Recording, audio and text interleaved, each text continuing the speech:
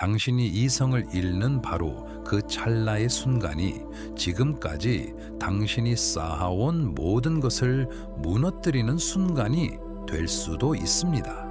하지만 고대 철학자들은 그 분노를 무너지지 않는 정신적 힘으로 바꾸는 방법을 발견했습니다. 상상해 보세요. 당신은 교통체증에 갇혀 있고 이미 중요한 회의에 늦었습니다. 앞차는 제한 속도보다 시속 10km나 느리게 가고 있습니다. 혈압은 순식간에 치솟고 손은 핸들을 너무 세게 움켜쥐어 손가락 마디가 하얗게 변합니다. 익숙한가요? 그런데 정말 놀라운 사실이 있습니다. 바로 그 순간 당신의 뇌는 말 그대로 자기 자신을 납치하고 있습니다. 신경과학자들은 우리가 분노할 때 합리적 사고를 담당하는 전전두엽이 최대 6시간 동안 거의 작동을 멈춘다는 것을 증명했습니다. 6시간입니다. 그래서 사람들이 눈앞이 붉어진다고 말하는 겁니다. 하지만 여기서부터가 흥미롭습니다. 2000년도 훨씬 전에 고대 철학자들은 현대 과학이 이제야 확인하고 있는 사실을 이미 알아냈습니다. 그들은 분노가 당신에게 그냥 일어나는 일이 아니라는 것을 발견했습니다. 분노는 당신이 선택하는 것입니다. 그리고 이 선택을 이해하는 순간 대부분의 사람들이 평생 갖지 못할 초능력을 얻게 됩니다. 스토아 철학자들은 방 안에 앉아 깊은 생각만 하던 사람들이 아니었습니다. 그들은 황제였고 노예였고 군인이었고 정치가였습니다. 매일 생사를 가르는 상황을 마주하던 사람들이었습니다. 마르쿠스 아우렐리우스는 실제로 로마 제국을 다스리면서 철학적 기록을 남겼습니다. 에픽테토스는 노예로 태어났지만 역사상 가장 영향력 있는 사상가 중 한 사람이 되었습니다. 그리고 그들 모두에게는 한 가지 공통점이 있었습니다. 그들은 거의 초인적으로 보일 정도로 분노를 다스리는 법을 익혔습니다. 하버드 의대 연구에 따르면 분노를 통제하지 못하는 사람들은 심장 질환에 걸릴 확률이 19% 더 높습니다. 뇌졸중 위험도 높고 면역 체계는 약해지며 수명도 짧아집니다.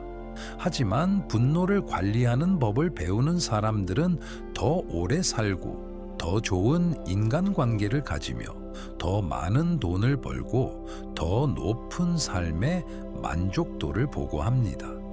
그렇다면 이 고대의 스승들은 우리가 놓치고 있는 무엇을 알고 있었을까요? 화산처럼 끓어오르는 분노를 흔들리지 않는 평온으로 바꾸는 그들의 비밀은 무엇이었을까요? 오늘 저는 분노를 통제하는 가장 강력한 스토아 전략 8가지를 설명할 것입니다. 그리고 미리 경고하겠습니다. 이것은 기분만 좋아지는 흔한 자기 개발 이야기가 아닙니다.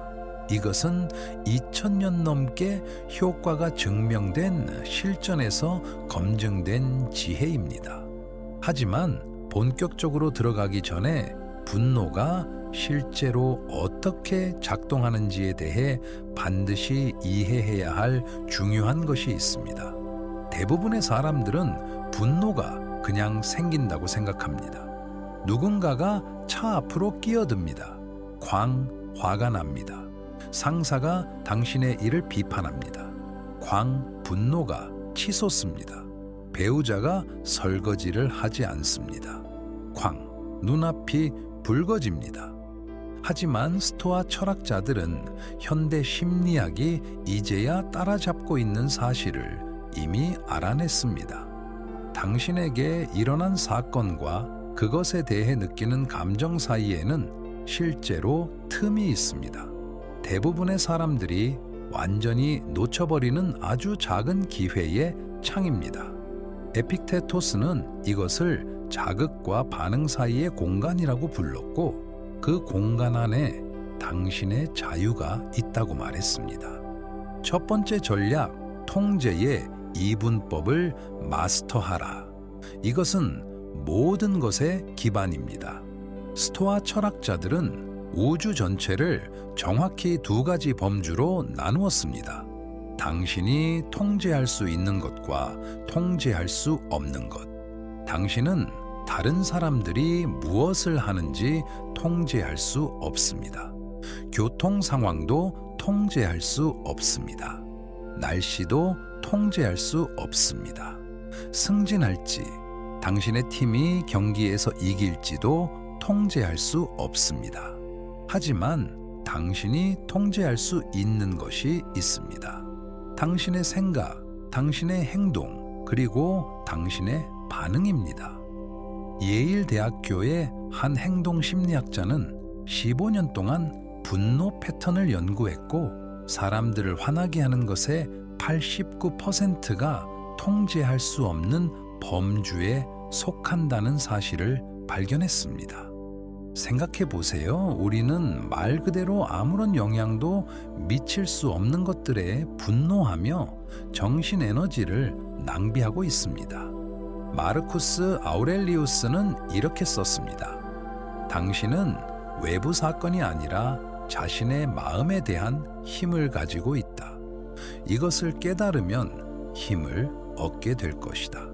그는 전염병, 전쟁, 정치적 배신을 겪고 있었습니다. 당신의 최악의 하루가 산책처럼 보일 만큼 끔찍한 일들이었습니다. 그런데도 그는 평온을 유지했습니다. 왜냐하면 실제로 자신의 통제 안에 있는 것에만 집중했기 때문입니다. 이것을 지금 바로 적용하는 방법은 간단합니다. 다음에 분노가 올라오는 것을 느끼면 멈추고 자신에게 딱 하나의 질문을 하세요. 이것은 내가 실제로 바꿀 수 있는 일인가? 대답이 그렇다면 그 에너지를 행동으로 전환하세요. 대답이 아니라면 즉시 놓아버리세요. 거기에 정신 에너지를 단 1초도 더 낭비하지 마세요.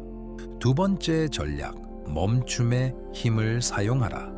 황제들의 조언자이자 로마에서 가장 부유한 사람 중 한 명이었던 세네카는 이렇게 말했습니다.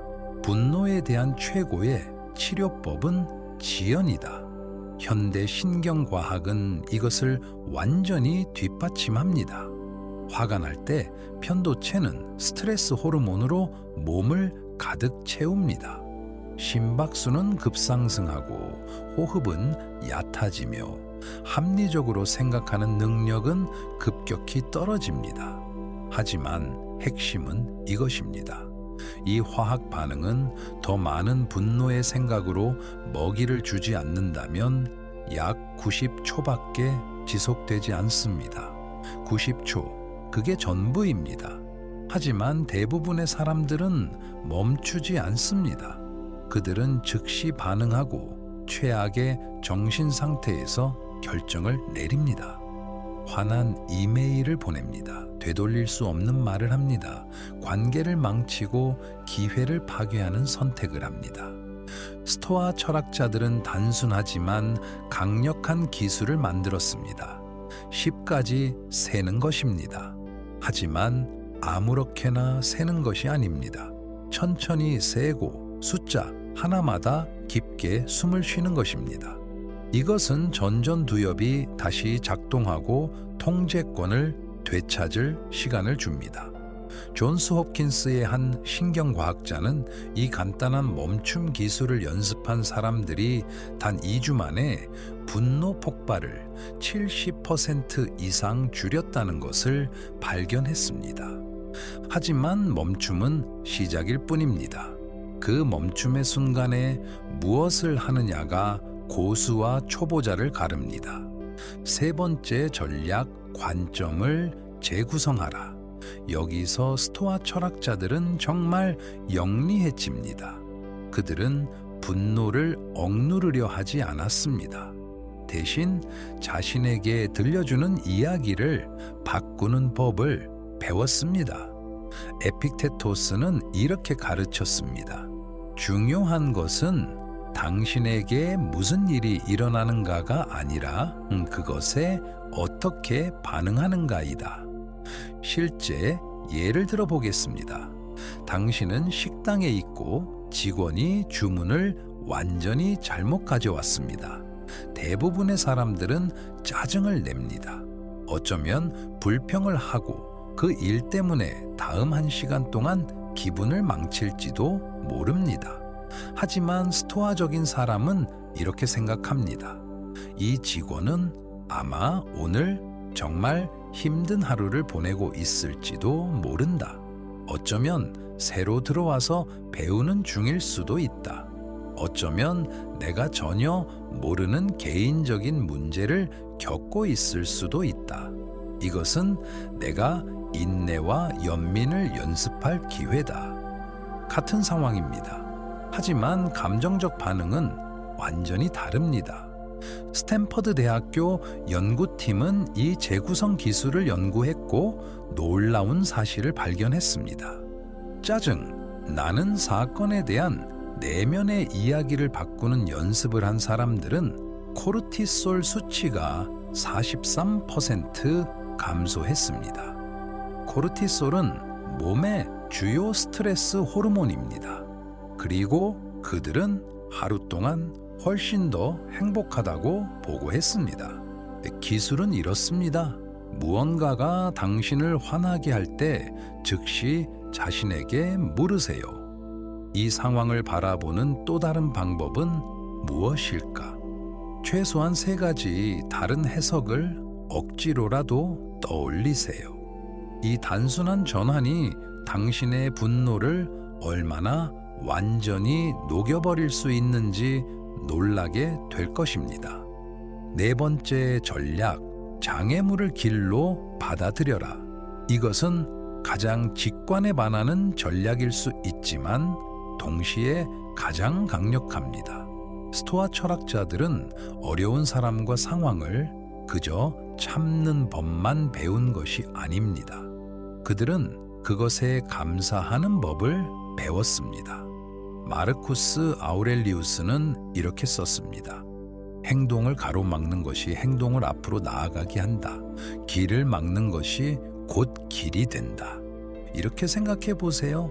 당신을 화나게 하는 모든 사람은 사실 당신에게 선물을 주고 있습니다. 그들은 인내, 지혜, 감정적 힘을 기르기 위한 무료 훈련 시간을 제공하고 있습니다. 그런 사람들이 없다면 당신은 어떻게 이런 중요한 삶의 기술을 키울 수 있겠습니까? 이 20년 이상의 경험을 가진 한 인지행동 치료사는 이렇게 표현합니다. 당신의 까다로운 동료, 요구가 많은 가족, 힘든 이웃들은 모두 당신의 감정 체력을 위한 개인 트레이너입니다. 그들 주변에서 침착함을 유지하는 연습을 하면 할수록 당신은 더 강해집니다. 이것은 분노에 대한 관점을 완전히 뒤집습니다. 어려운 사람을 문제로 보는 대신 기회로 보기 시작합니다. 어려운 상황을 피하는 대신 그것이 당신을 정신적으로 더 강하게 만든다는 것을 알기 때문에 오히려 마주하게 됩니다. 하지만 이 전략은 대부분의 사람들이 두려워하는 한 가지를 요구합니다. 5번째 전략, 인간의 본성을 받아들여라. 스토아 철학자들이 이해한 냉혹한 진실이 있습니다. 사람들은 당신을 실망시킬 것입니다. 그들은 이기적이고 무지하고 무례하고 배려 없을 때가 있을 것입니다. 그리고 그것에 화내는 것은 물이 젖어 있다고 화내는 것과 같습니다. 마르쿠스 아우렐리우스는 매일 아침 자신에게 이렇게 상기시켰습니다. 오늘 나는 방해, 배은망덕, 무례, 불충, 악이, 이기심을 만나게 될 것이다.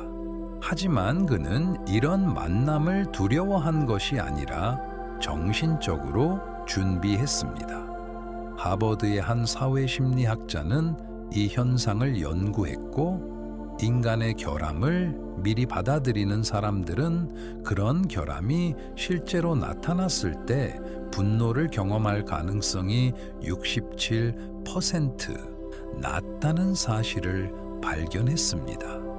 이를 실망 면역이라고 부릅니다. 핵심은 이것을 이해하는 것입니다. 누군가가 당신을 나쁘게 대할 때 그들은 실제로 당신을 공격하는 것이 아닙니다. 그들은 자신의 인격적 한계를 드러내는 것입니다. 그들의 행동은 당신의 가치에 대해 아무것도 말해주지 않습니다. 그것은 오직 그들의 현재의 지혜 수준과 감정적 성장 수준을 보여줄 뿐입니다. 실제로 노예로 살며 오랜 세월 학대받았던 에픽테토스는 이렇게 말했습니다. 삶에 제대로 뿌리 내린 사람은 자신 밖에서 인정을 찾을 필요가 없다.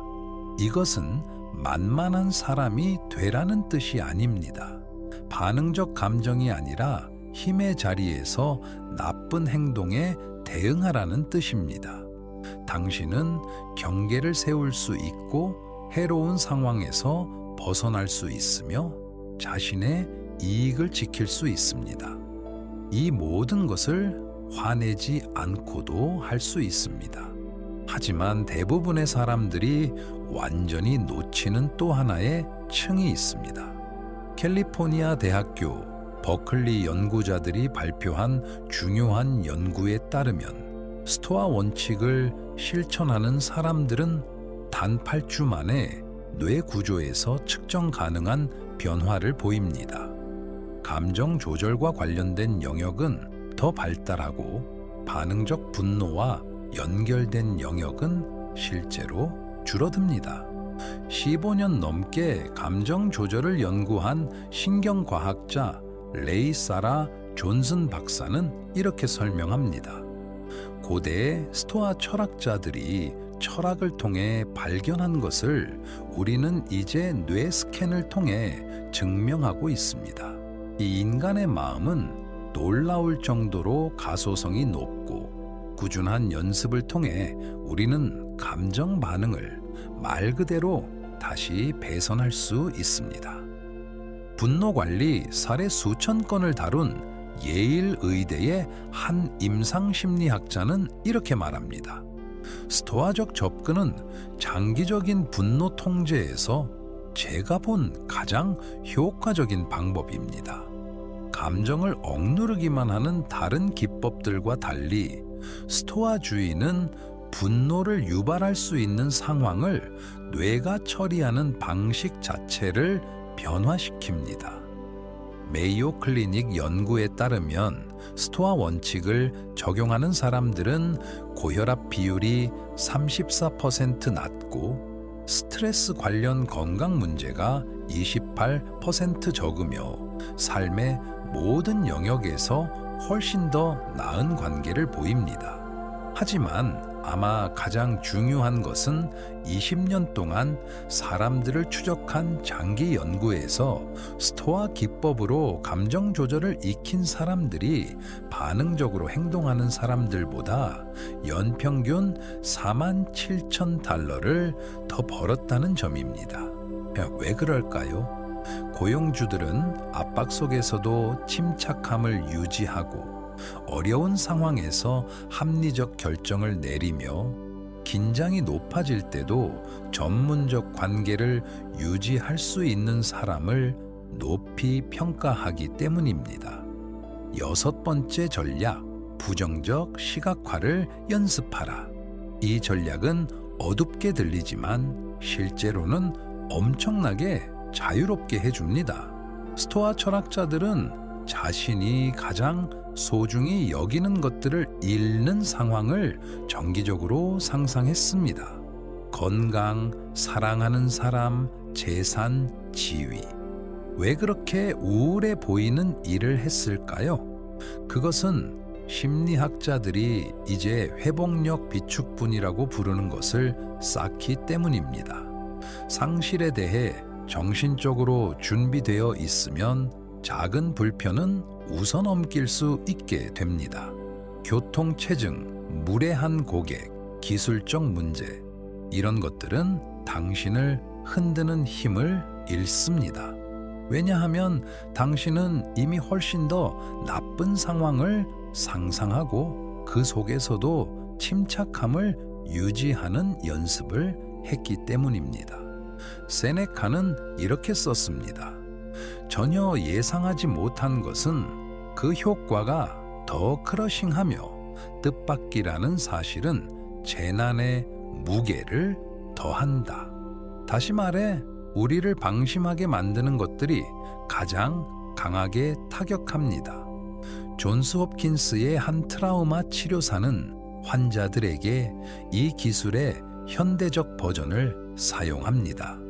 그녀는 사람들이 하루 단 5분만 어려운 상황에 어떻게 대처할지 상상해도 실제로 그런 상황이 발생했을 때 폭발적으로 반응할 가능성이 52% 낮아진다는 것을 발견했습니다. 이렇게 연습하세요. 일주일에 한 번 10분 동안 당신이 소중히 여기는 무언가가 사라졌다고 상상하세요. 어떻게 반응하겠습니까? 무엇을 하겠습니까? 그 상황에서 어떻게 의미와 평화를 찾겠습니까? 이 정신적 예행 연습은 흔들리지 않는 감정적 안정성을 만듭니다. 7번째 전략, 현재의 순간에 살아라. 대부분의 분노는 두 곳 중 하나에서 옵니다. 과거를 반복해서 곱씹는 것 또는 미래를 걱정하는 것. 누군가가 어제 당신을 무시했기 때문에 오늘도 계속 화가 납니다. 내일 어려운 대화를 해야 한다는 걱정 때문에 벌써 방어적이 됩니다. 하지만 스토아 철학자들은 깊은 사실을 발견했습니다. 당신은 지금 일어나고 있지 않은 것에 대해서만 화낼 수 있습니다. 마르쿠스 아우렐리우스는 이렇게 썼습니다. 현재의 자신을 한정하라. 과거와 미래가 중요하지 않기 때문이 아니라 이 순간만이 당신이 실제로 힘을 가질 수 있는 유일한 장소이기 때문이다. MIT의 한 마음챙김 연구자는 이 현상을 연구했고 자신의 주의를 지속적으로 현재 순간으로 되돌릴 수 있는 사람들이 분노 생각을 78% 줄이고 스트레스 호르몬을 65% 줄인다는 사실을 발견했습니다. 기술은 간단하지만 연습이 필요합니다. 분노가 쌓이는 것을 느낄 때 지금 이 정확한 순간에 실제로 무슨 일이 일어나고 있는지 물으세요. 대개 대답은 이렇습니다. 나는 의자에 앉아 숨을 쉬고 있고 신체적으로 안전하다. 분노는 현재의 현실에서 오는 것이 아니라 과거에 대한 이야기나 미래에 대한 예측에서 옵니다. 8번째 전략, 분노를 행동으로 바꿔라. 이것이 마지막 전략이며 어쩌면 가장 중요한 전략일 수 있습니다. 스토아 철학자들은 모든 감정을 없애려 하지 않았습니다.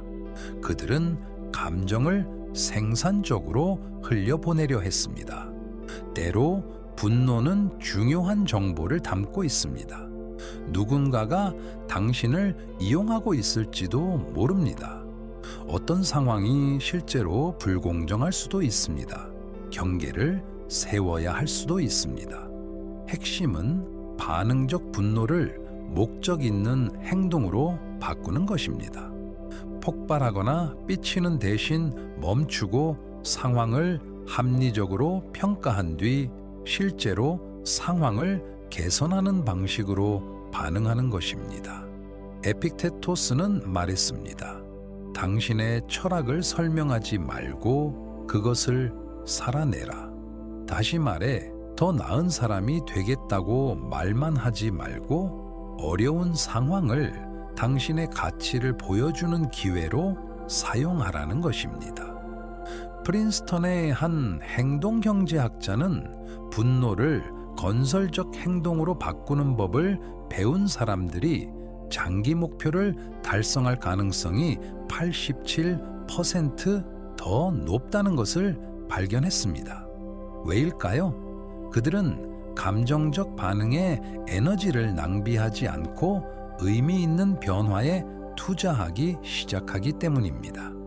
하지만 이것이 모두 어떻게 연결되는지에 대해 당신을 놀라게 할 사실이 있습니다. 대부분의 사람들이 분노에 대해 깨닫지 못하는 것이 있습니다.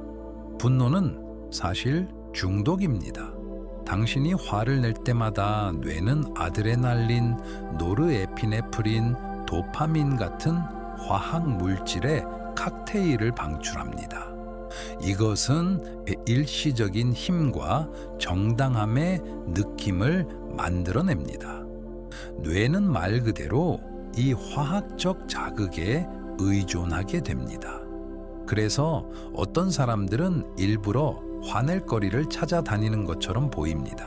그들은 단순히 까다로운 사람들이 아닙니다. 실제로 자기 자신의 스트레스 호르몬에 중독되어 있는 것입니다. 하지만 놀라운 부분은 이것입니다. 이 스토아 전략들을 꾸준히 연습하면 놀라운 일이 일어납니다. 당신의 뇌는 다른 화학 물질을 생산하기 시작합니다. 세로토닌, 옥시토신, 가바, 평온한 자신감과 진정한 행복과 연결된 물질들입니다. 당신은 분노가 아니라 평화에 중독되기 시작합니다. 10년 넘게 이것을 연구해온 스탠퍼드 대학교의 한 신경화 학자는 이렇게 말합니다. 우리는 감정 조절을 마스터한 사람들이 단지 기분이 좋아지는 것이 아니라 근본적인 수준에서 뇌 화학을 바꾼다는 사실을 발견하고 있습니다. 그들은 자연스럽게 침착하고 자신감 있으며 회복력 있는 사람이 됩니다. 하지만 이 퍼즐을 하나로 묶는 마지막 조각이 있습니다. 그리고 그것이 어쩌면 가장 중요한 통찰일지도 모릅니다. 고대 스토아 철학자들은 현대 세계가 잊어버린 사실을 이해했습니다. 분노는 힘의 표시가 아닙니다. 그것은 통제력을 잃었다는 표시입니다. 진짜 힘은 감정에 지배당하는 것이 아니라 자신의 반응을 선택하는 데서 나옵니다. 이 전략들을 연습할 때마다 당신은 그 순간에 분노를 관리하는 것만이 아닙니다. 당신은 압박 속에서도 자연스럽게 침착함을 유지하는 사람이 되도록 뇌를 다시 배선하고 있습니다. 삶이 무엇을 던지든 감당할 수 있다는 사실에서 나오는 흔들리지 않는 자신감을 만들고 있는 것입니다. 당신이 가장 존경하는 사람들을 떠올려 보세요. 최고의 리더, 가장 지혜로운 멘토, 가장 존경하는 사람들. 그들은 일이 뜻대로 되지 않는다고 폭발합니까? 작은 불편함 때문에 이성을 잃습니까? 물론 아닙니다. 그들은 스토아 철학자들이 알던 것을 배웠습니다. 모두가 정신을 잃을 때 침착함을 유지하는 것이 진정한 힘이라는 것을 말입니다. 마르쿠스 아우렐리우스는 인류 역사상 가장 강력한 제국 중 하나를 통치했습니다. 그런데도 그는 이렇게 썼습니다. 이웃이 무엇을 말하고 무엇을 하는지 보지 않고 오직 자신이 무엇을 하는지만 보는 사람은 얼마나 많은 문제를 피하는가. 선택은 당신의 것입니다. 감정이 계속 당신을 통제하게 둘 수도 있습니다. 바람에 날리는 나무잎처럼 모든 좌절에 반응할 수도 있습니다. 아니면 이 고대의 전략들을 연습하기 시작해 당신을 진정으로 자유롭게 만드는 흔들리지 않는 내면의 힘을 기를 수도 있습니다. 당신의 분노는 충분히 오랫동안 당신을 지배해 왔습니다. 이제 통제권을 되찾을 때가 되지 않았습니까? 질문은 당신이 어려운 사람들과 짜증나는 상황을 만나게 될지 여부가 아닙니다. 당신은 반드시 만나게 될 것입니다. 진짜 질문은 그 순간이 왔을 때 당신이 어떤 사람이 되기로 선택할 것인가입니다.